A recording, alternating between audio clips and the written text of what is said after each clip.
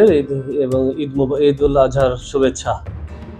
আপনারা জানেন যে গত 10 তারিখ দিবাগত রাত আমাদের দুজন গার্মেন্টস কর্মী যাদের বাড়ি রংপুর জেলার মিঠাপুকুর থানায়, তারা রাত্রিবেলা ওই রংপুর থেকে রওনা দিয়ে তাদের কর্মস্থল আশুলিয়ার উদ্দেশ্যে আসে এবং রাত প্রায় 3টা 15 মিনিটে তারা আমাদের বাইপাল এলাকায় নেমে তারা তাদের যে বাড়ি যেখানে তারা থাকে এখানে আশুলিয়া ওইখানের উদ্দেশ্যে রওনা দেয়।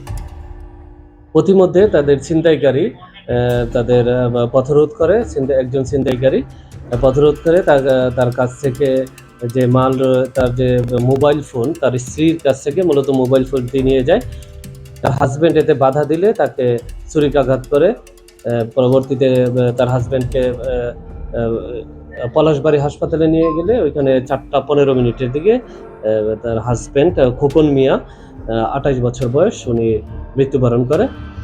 এই ঘটনার সাথে যে জড়িত আসামি মাসুদুর রহমান ওরফে অনেকেই জামাই মাসুদ নামে চিনে বা কোথাও কোথাও সে রানা নামেও পরিচিত, তাকে গ্রেফতার করা হয় এবং তার কাছ থেকে যে ছুরি দিয়ে হত্যা করেছে সেই আলামতটি তার দেখানো জায়গা থেকে উদ্ধার করা হয় এবং পরবর্তী যে আমরা খুব শীঘ্রই তাকে আমরা কোর্টে প্রেরণ করছি। পরবর্তী আইনগত যে কোর্টে ব্যবস্থা, ওই ব্যবস্থা গ্রহণ করা হবে। সে কি একাই ছিল নাকি সাথে একাধিক সঙ্গী? এখন পর্যন্ত আমরা জানতে পেরেছি সে একাই ছিল এবং তার মোডাস অপারেন্ডি যেটা মানে কাজ করার ধরন যেটা, এটা সে সাধারণত একাই এই কাজগুলো করে থাকে এবং তার বিরুদ্ধে ইতিপূর্বে একই ধরনের একই নেচারের একটা মামলা ছিল। এটা পেশাদার ছিনতাইকারী বলা যায় এবং ছিনতাই করতে কেউ যদি বাধা দেয় সেক্ষেত্রে স্টেপ করারও তার মোডাস অপারেন্ডি যেটা বলে কাজ করার ধরন এরকমই। সে আমাদের কাছে এই ধরনের স্বীকার করে। অভিযান বলতে এই অভিযান তো এইভাবে চলমানের বিষয় নেই, যেহেতু সে একাই জড়িত।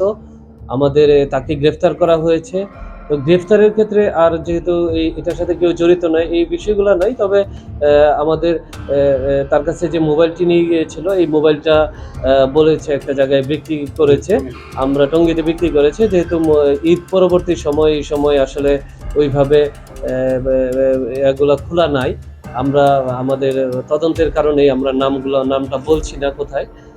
আমরা আশা করছি যে আলামতটা যে মোবাইল নিয়ে গিয়েছিল আমরা খুব শীঘ্রই এই মোবাইলটা উদ্ধার করতে পারবো। ইতিমধ্যে আমাদের যে চাকু দিয়েছে স্টেপ করেছিল চাকুটি উদ্ধার করা আছে। পেশা ছিনতাইকারী। এখানে স্টেপ করার পর হাসপাতালে নিয়ে যাওয়ার পর তো মারা গেছে, মাঝখানে 1 ঘন্টা ঈদের ফিরতি যাত্রা শুরু হয়েছে। এই ধরনের চিন্তায় যেহেতু ভোরবেলা মানুষ রাতেও ফিরে আসে, আপনাদের পক্ষ থেকে কি নিরাপত্তা আরো জোরদার করার প্রয়োজন আছে বলে মনে করেন? একটা বিষয় কি যে আসলে পুলিশের মূল কাজ যেটা আছে, যে মূল কাজের মধ্যে সবচেয়ে প্রাইম ওয়ার্ক আমাদের হচ্ছে মানুষের সেফটি এবং সিকিউরিটি। এটা হচ্ছে আমাদের প্রাইম ওয়ার্ক। এটা নিয়ে আমাদের সার্বক্ষণিক আমরা কাজ করে থাকি। আমাদের দিন এবং রাতে যত আমাদের এই আশুলিয়া থানার ফোর্স রয়েছে সবাই রাস্তায় ডিউটি করছে। তার বাহিরেও আমাদের পুলিশ লাইন্স থেকে অতিরিক্ত পুলিশ ফোর্স মোতায়েন করা আছে।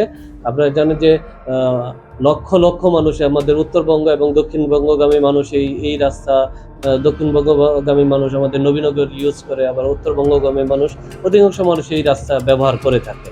আমাদের এই রাস্তায় নিরাপদ রাখার জন্য আমাদের সব ধরনের ব্যবস্থা গ্রহণ করা হয়েছে। আমাদের থানা পুলিশের পাশাপাশি আমাদের ডিবির সদস্যরাও টহল দিচ্ছে। আমাদের সাদা পোশাকে পুলিশ মোতায়েন করা আছে। সুতরাং এই রাস্তাঘাটে নিরাপত্তার নিয়ে শঙ্কিত হওয়ার কোনো কারণ নাই। আমরা সবসময় আছি এবং আপনাদের মাধ্যমেও যারা আছে সাভার এবং আশুলিয়ায় যারা ফিরে আসছেন এবং বসবাসকারী জনগণ, তাদের আমরা বলবো যে যদি কোনো সময় দেখে যে কোনো ক্রাইম হতে যাচ্ছে বা হওয়ার সম্ভাবনা আছে, কারো দৃষ্টিগোচর এরকম হয়, আমাদের তাৎক্ষণিকভাবে তথ্য দেওয়ার অনুরোধ করব জনসাধারণকে এবং আপনাদের অনুরোধ করব যদি আপনারা এমন কিছু দেখেন আমাদের তথ্য দিন। আপনারা যত বেশি তথ্য দিবেন নাগরিকরা তত বেশি নাগরিক সুবিধা পাবে।